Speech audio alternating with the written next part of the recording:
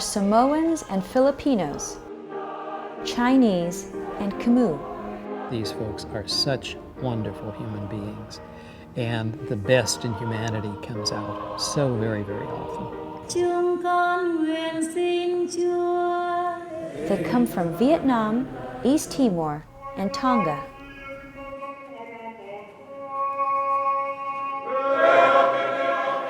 They're very resilient people. You know, in spite of tragedies, they're going to try to overcome it.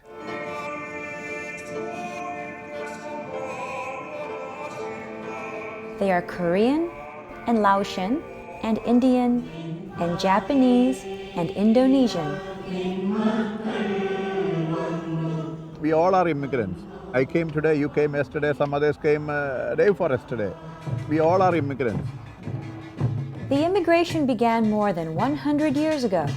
Today, nearly 350,000 immigrate to the United States every year, the fastest growing racial group in America, a 48% increase in the Asian and Pacific population in just 10 years, and the rate shows no sign of slowing.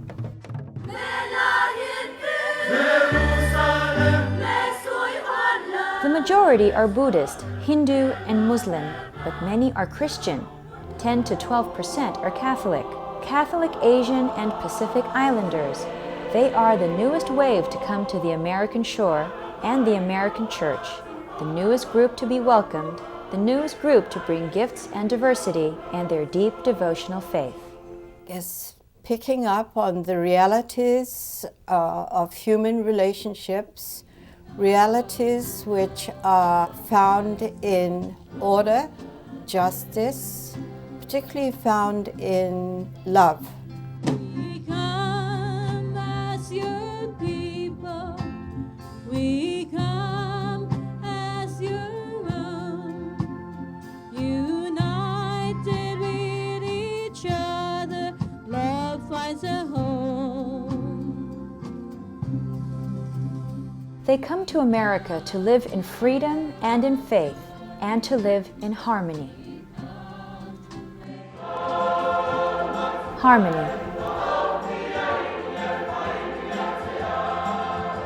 When I grew up back in the island, it's like it was planted in us, like, for instance, honor and respect. Harmony in faith. Inner harmony is a person who radiates the presence of God in him or herself.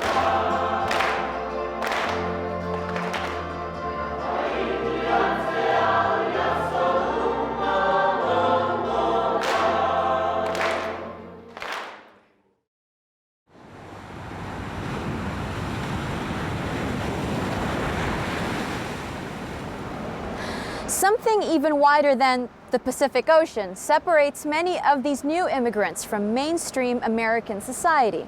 There's language, of course, but also traditions and beliefs, economics, deep spirituality, and an enormous cultural and generational gap. No matter where they come from, they face great challenges in America. Some would say they face the challenge of America. But they bring incredible faith, and they bring wonderful gifts to us. Gifts of family and education, gifts of tradition and devotion, gifts of meditation, of peace and appreciation of nature and the fullness of life. They come from more than 50 Asian countries and more than 25 island nations and territories. In this short time, we can't do justice to all these people, but we'll go across America to visit Asian and Pacific communities in their homes, their churches, and at their celebrations. We'll try to get a sense of who these Asian and Pacific Americans are and the problems they face. But most of all, we'll hear from them, and we'll welcome these new immigrants to America and welcome them into our community. We'll glimpse into their lives and their cultures. We'll learn what they mean by harmony, and we'll learn to hear the wonderful music that harmony sings. Asians are the kinds of people who do not put themselves forward. They are a quiet people, and they're not confrontational. Hòa đồng, That means no fighting, no conflict. We just be gentle to each other. Harmony in faith would basically remind us all that we come from diverse backgrounds and that diversity is a gift. Their emphasis is on supporting and nurturing the people, not just their own family, but the people of the community. Every individual, every community, every society is important. For Asians, relationships, working together with people, establishing, bridging human connections is very, very critical. Harmony will give us peace. Asian and Pacific immigration to the United States certainly isn't new. Only the size of this modern immigration is unprecedented. Filipino Manila men established a settlement in Louisiana as early as 1763. These were seafaring men who jumped ship to escape brutalities on board. Regular, consistent immigration truly began in the late 1800s. Chinese transcontinental railroad and agricultural workers helped open up the American West, and missions were established to meet the immigrants' needs.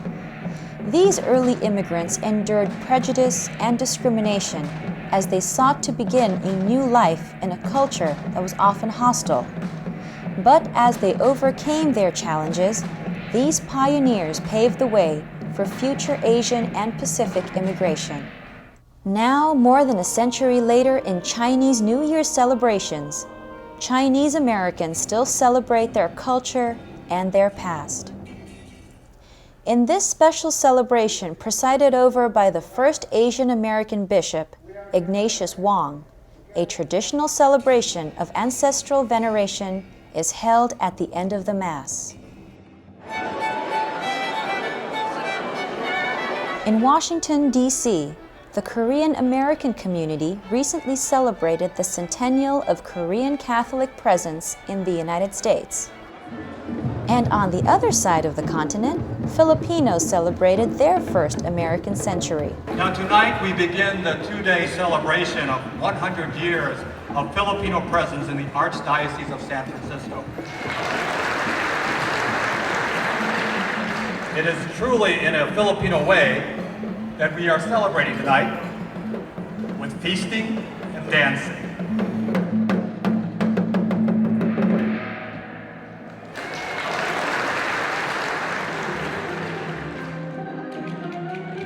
Of all the modern Asian and Pacific immigrants, the largest Catholic community is Filipino. Nearly 2 million Filipino Catholics in the United States. The community acknowledged the gifts Filipinos brought to the American church and recognized the challenges it still faces.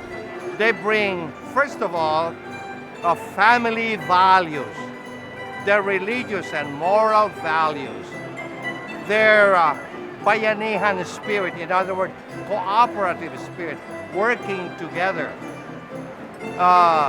love for the elderly and for the youth. Those are some of the values, and especially the faith. Wherever they are, the Filipinos bring this faith. We were evangelized.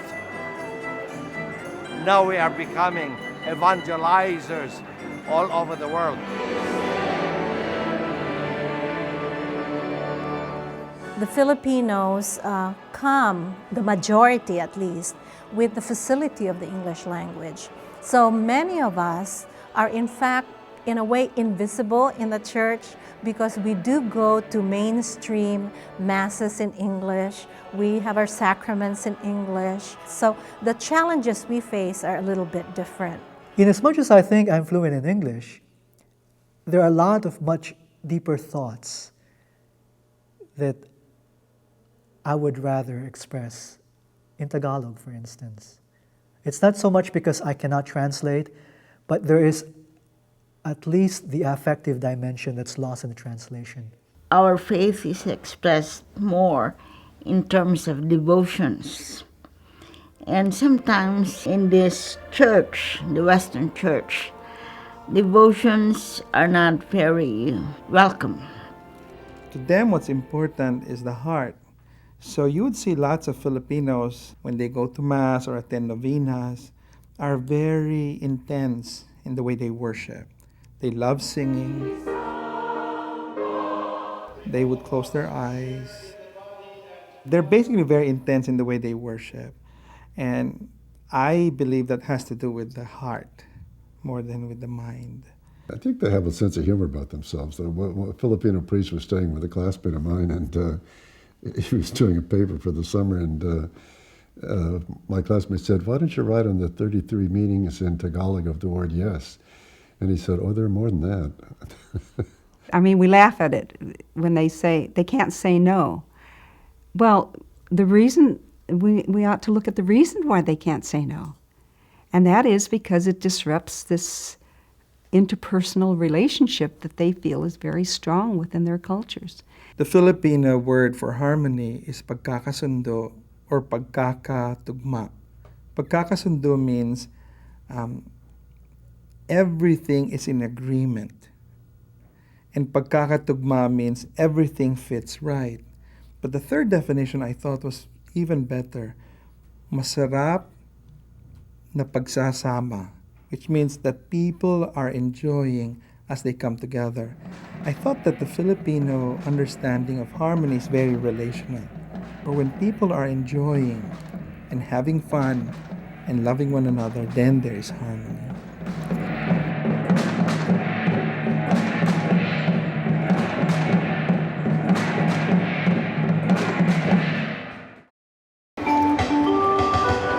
The American flag leads the grand procession at Marian Days.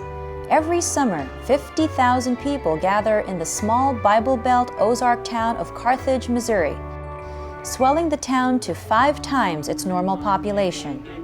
They are Vietnamese Catholics. After the fall of Saigon in 1975, about 200 Vietnamese priests, brothers, and candidates came here to what was then a closed seminary. The missionary oblates of Mary Immaculate transferred ownership of the seminary. The immigrants reopened it, and their religious community grew.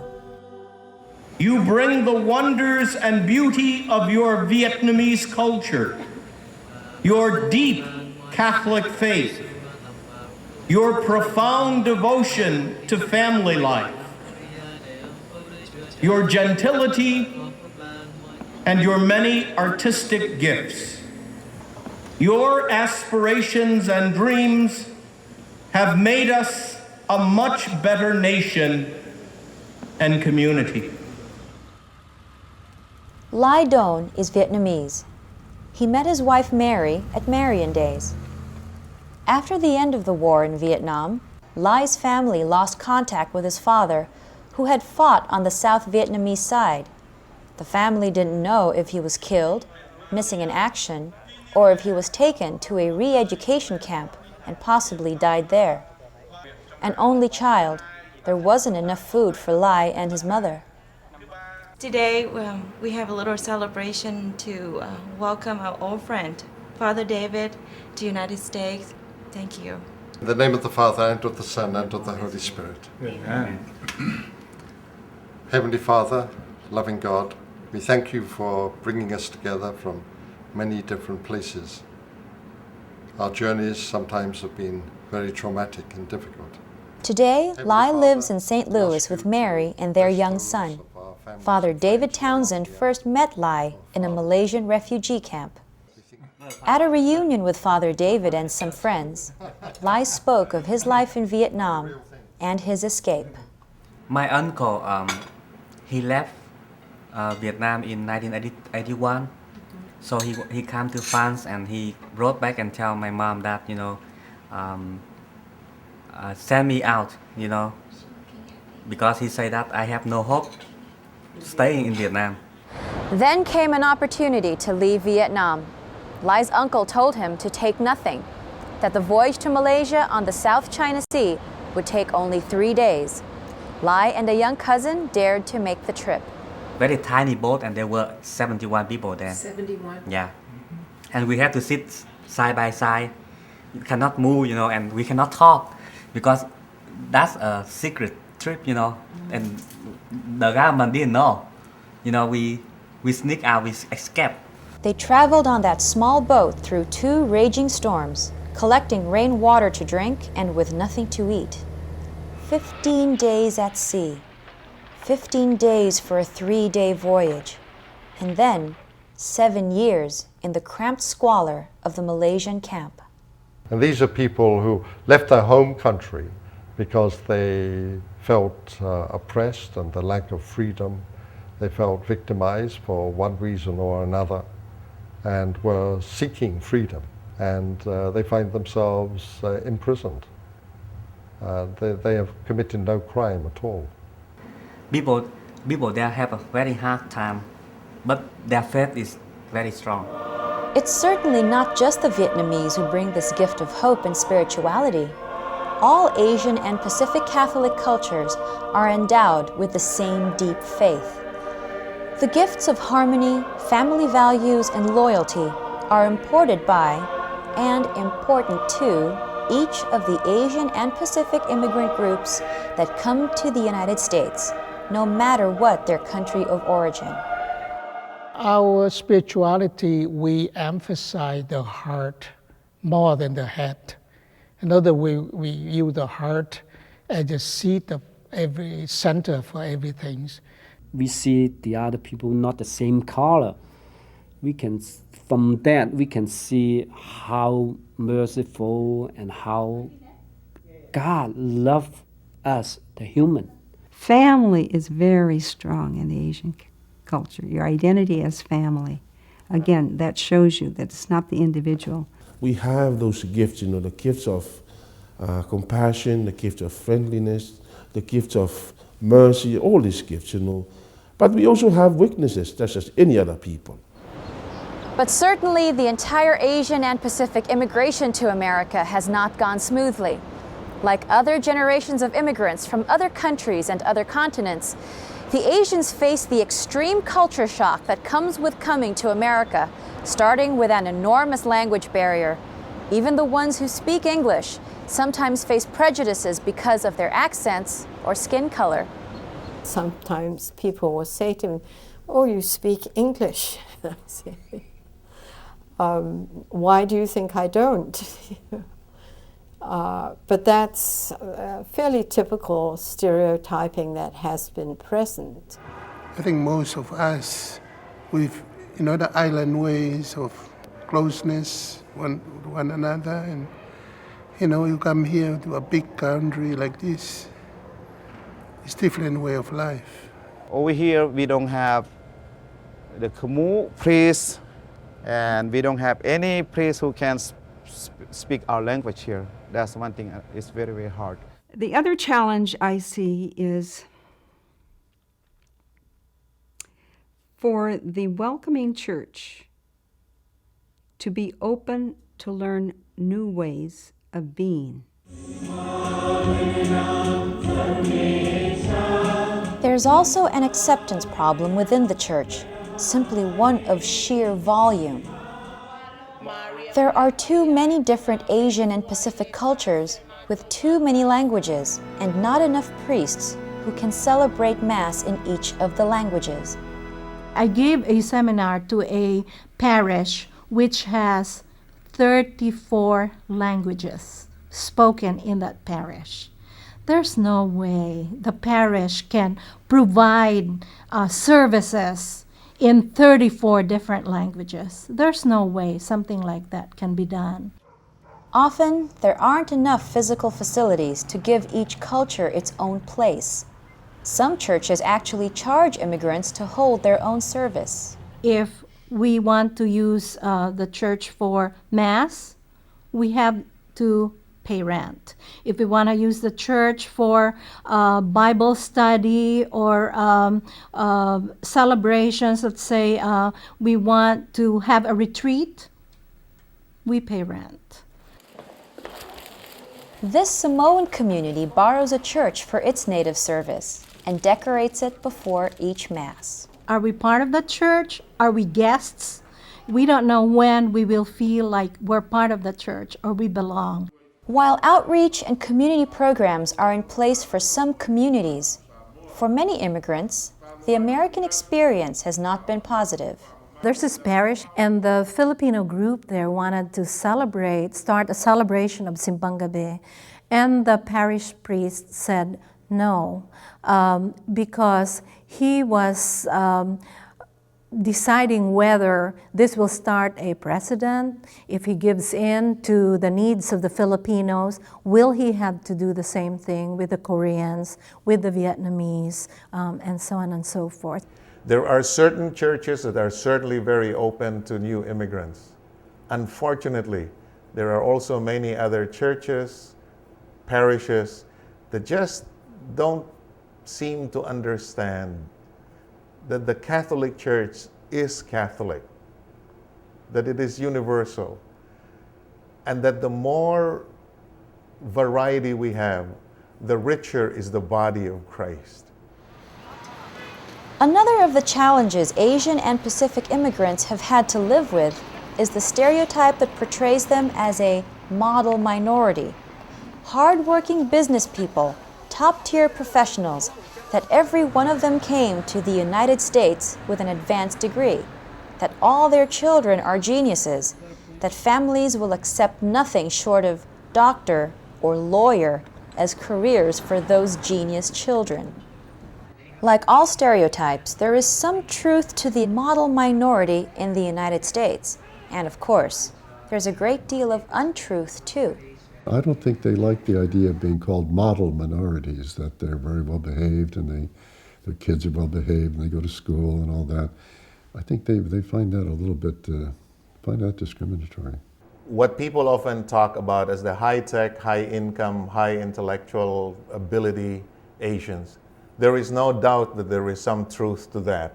Like, we are very competitive, so we try to catch up with our friend with grade and stuff like that. So they like to compare, you know. It's like, oh, look, my son, he did this, he's the doctor, he's the lawyer, and what about your son? Young people now come here, they try to be independent. They want to study whatever they want to. But the parents, meanwhile, these are different. They want them to be successful in their education. Like, be doctors and be engineers and be dentists. Asian peoples, Pacific Islanders are seen as being very upwardly mobile, well educated, and they want to rise up the economic ladder. But the reason for their doing that is so that, for instance, an older brother will be able to put his younger brothers and sisters through school, through college, and help out the rest of the families.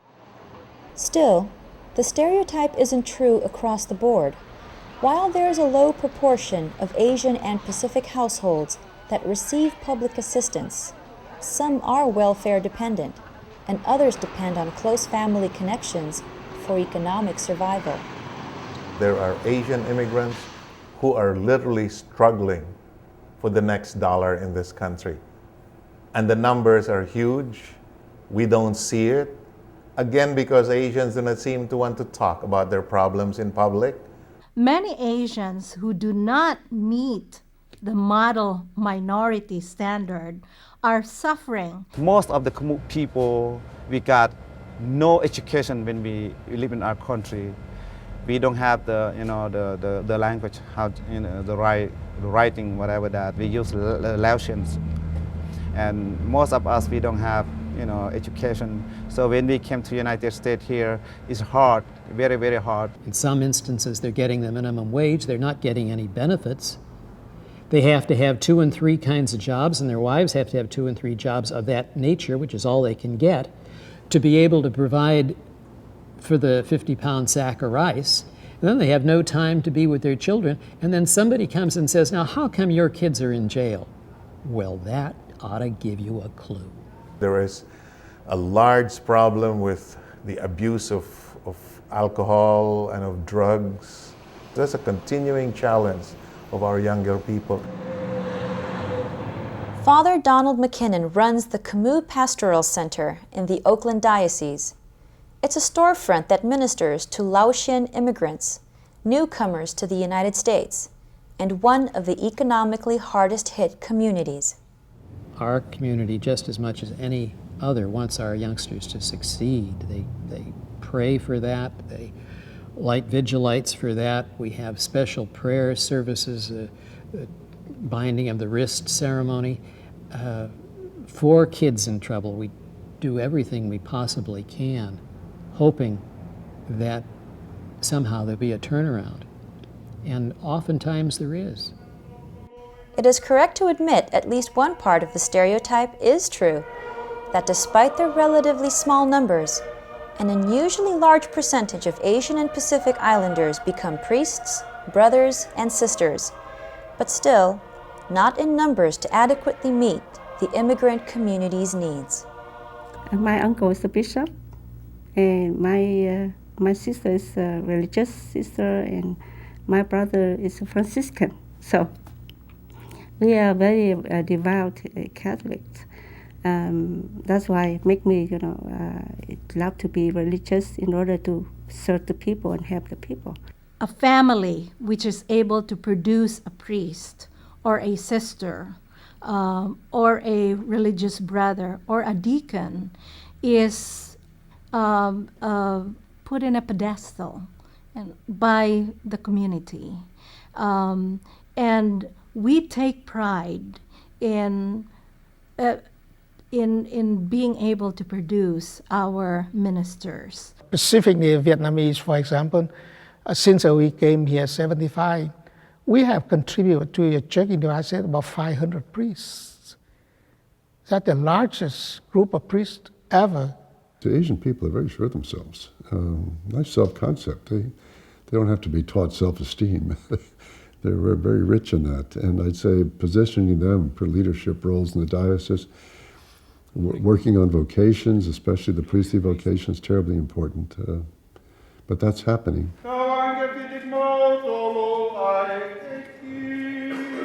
But the shortage of clergy and religious has been answered in part by extraordinary growth in pastoral lay leadership among the Asian and Pacific Islanders.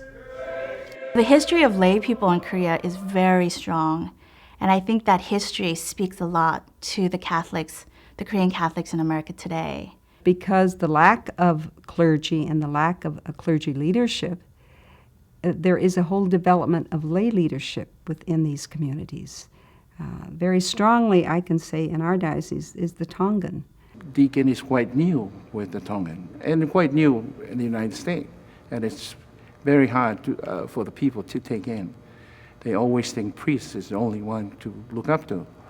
The deacon, they still think we are not, we are religious, we are not clergy, which is really stirring me up to work harder to prove myself that I can really inspire them to know that we all minister of God.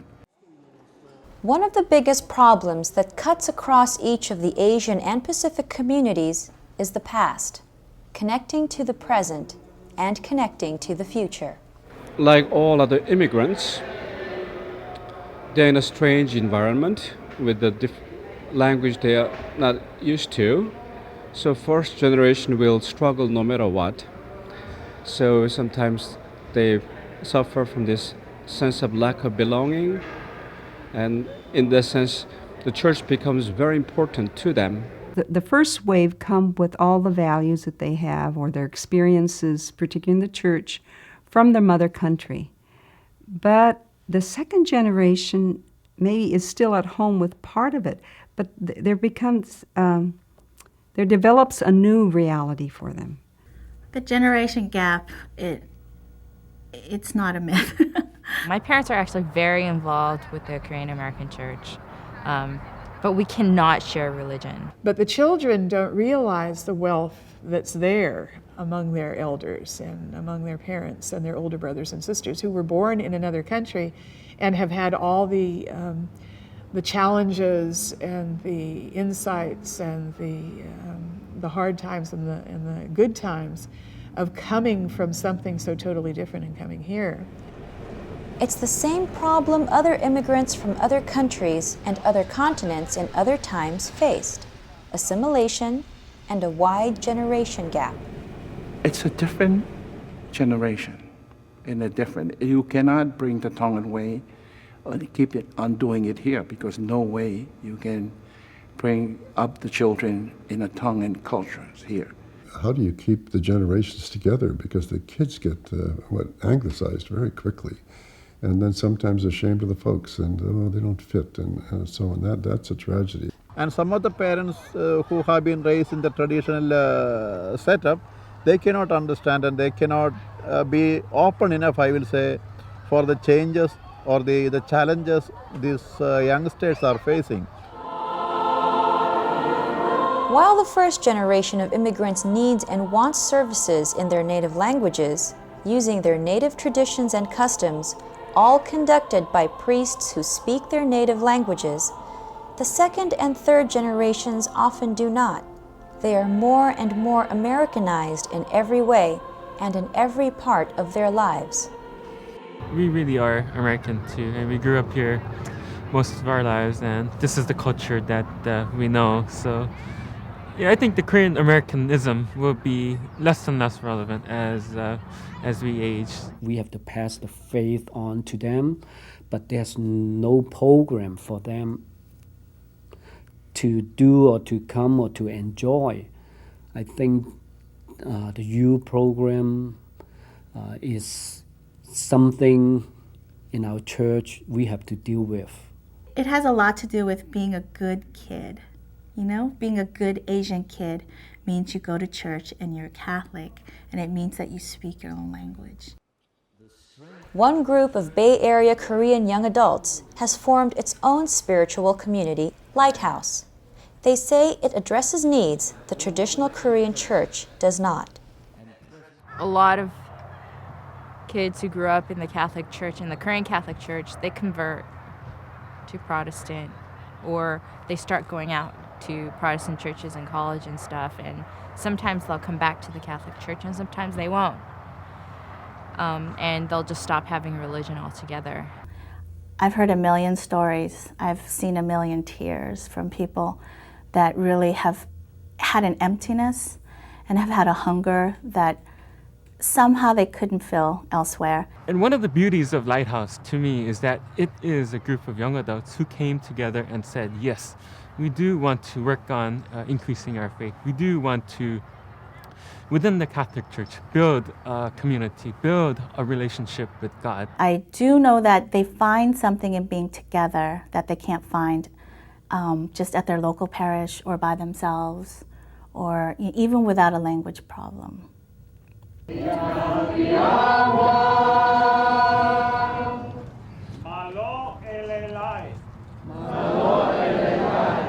There is a multicultural celebration of diversity and faith outside of Oakland, California every year, Chautauqua.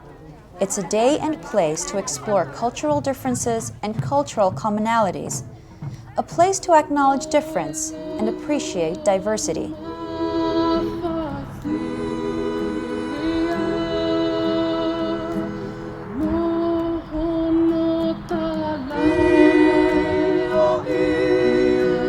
Being a multicultural church, we have the Chautauqua celebration, and we learn each other's culture, and we build friendship.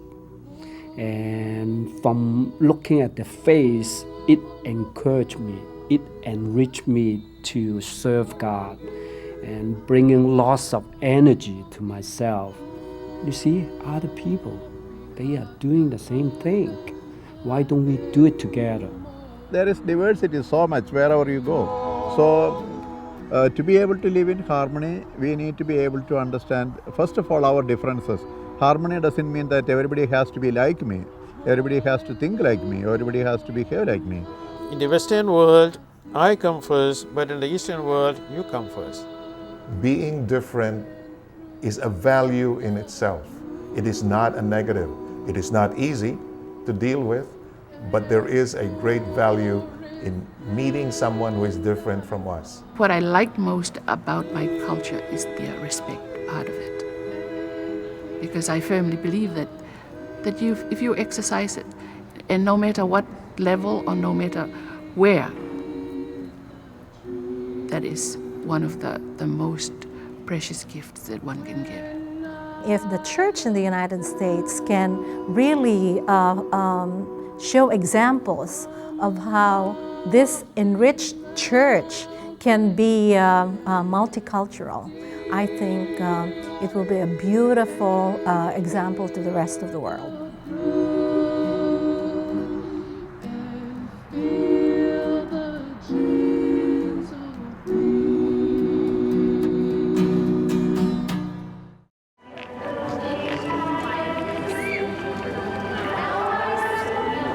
In the end, we know that the stereotype of the pious, peaceful, family-oriented, devoted Asian and Pacific community is true, that they do possess a profound sense of the sacred, a deep sense of devotion.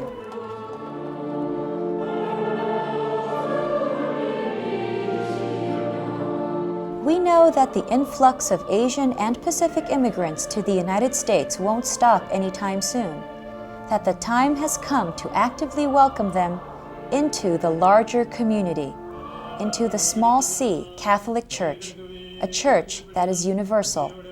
Whether the Roman Catholic Church or the Eastern Catholic Church, it is a church where communion truly means coming together.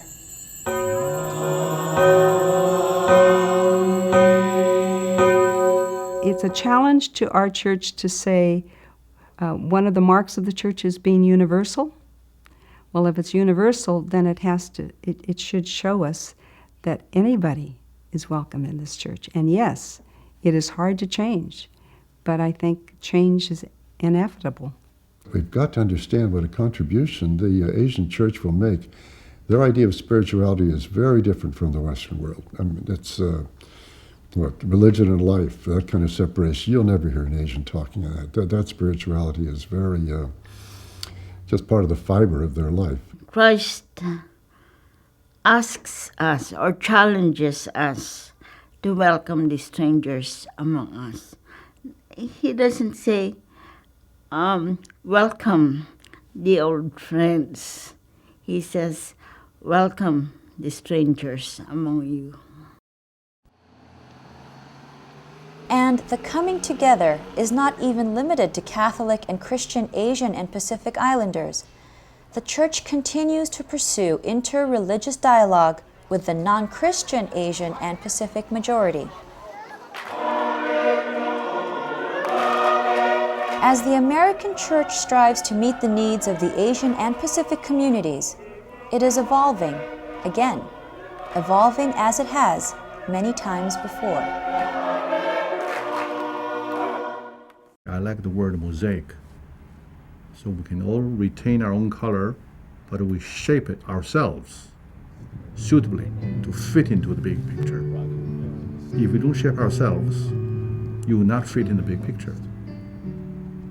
But the picture will not be complete without small patterns. You know, everything is there, and we all have our own color, our own beauty. Makes big picture beautiful. That's my hope. In a document on Asian and Pacific immigration, the United States Conference of Catholic Bishops recognizes, welcomes, and affirms the Asian and Pacific presence in the American Church. The bishops remind us Christ was born in Asia.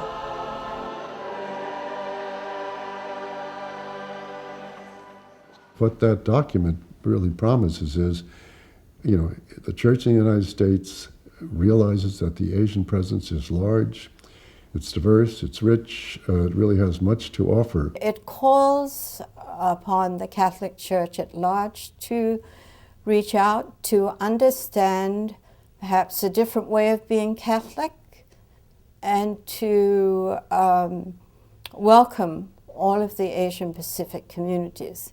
We have been in this country for more than 100 years, and this is the first time the bishops in the United States have written such an important and welcoming document.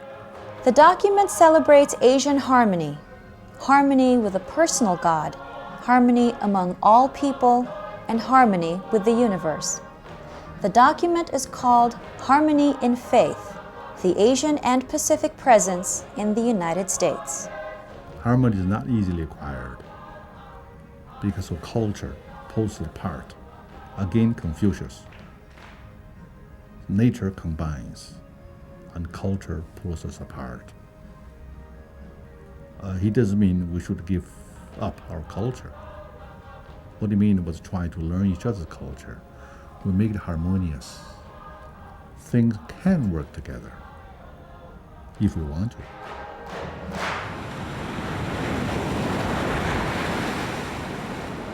They came to the shores of the United States long ago, and they came here recently. They came with deep devotional faith and with incredible hope. The Bishop's Harmony in Faith document ends with these words: Asian and Pacific communities rejoice that they are called to the house of the Lord. As bishops of the Church in the United States, we rejoice in their presence. Blessed be God for the peoples of Asia, so rich in their diversity, yet one in their yearning for peace and fullness of life. May that peace and fullness of life be a gift to us all. I'm Les Salonga. Thank you.